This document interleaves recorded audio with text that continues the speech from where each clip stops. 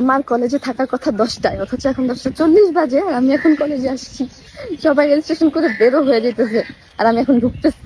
আজকে অনেকদিন পর কলেজ যাব, তো সকাল সকাল ঘুম থেকে উঠে রেডি হয়ে যাচ্ছি। টেস্ট এক্সাম শেষ হয়েছে, অলমোস্ট 1 মাস হয়ে গেছে। এর মধ্যে আর কলেজ যাওয়ার কোনো দরকার পড়ে নাই। টেস্ট এক্সামের রেজাল্ট অনলাইনে দিয়ে দিছিল, সো আর দরকারই পড়ে নাই কলেজে যাওয়ার। বাট আজকে রেজিস্ট্রেশনের জন্য কলেজ যেতে হবে, তো আমি সকাল সকাল রেডি হয়ে বের হয়ে পড়েছি। আমার লেট হয়েছে এন্ড তার উপর জ্যাম থাকবে না, এটা তো হতেই পারে না। ফাইনালি এখন আমি জ্যাম ট্যাম ঠেলে এখন পিলখানার মধ্যে ঢুকছি 10টা 40-এ। তারপর দৌড়াতে দৌড়াতে কলেজের মধ্যে ঢুকলাম। আমাদের ক্লাস হয় এই সামনের বিল্ডিংটার 4তলায়। তো এখন আমি ক্লাসরুমের দিকেই যাব। রোজা রেখে 4তলায় উঠতে উঠতে আমার অবস্থা খারাপ। তো ক্লাসে ঢুকেই রেজিস্ট্রেশন পেপারটা নিয়ে সাইনটা করে দেন মিসকে জমা দিয়ে দিছি। তো মিস বললো কিছুক্ষণ ওয়েট করার জন্য, যদি কারো কোনো প্রবলেম থাকে ওরা দেখবে। তো এখানে আমি আর আমার বান্ধবী বসে সুখ দুঃখের আলাপ করতেছি। এন্ড এটা হচ্ছে আমার সেই ক্যাম্পাস যেখানে আমি 7 বছর ধরে পড়াশোনা করতেছি। কত কত মেমোরিজ আছে এখানে। এন্ড ফাইনালি এই ক্যাম্পাসকে বিদায় জানানোর সময়ও চলে আসছে।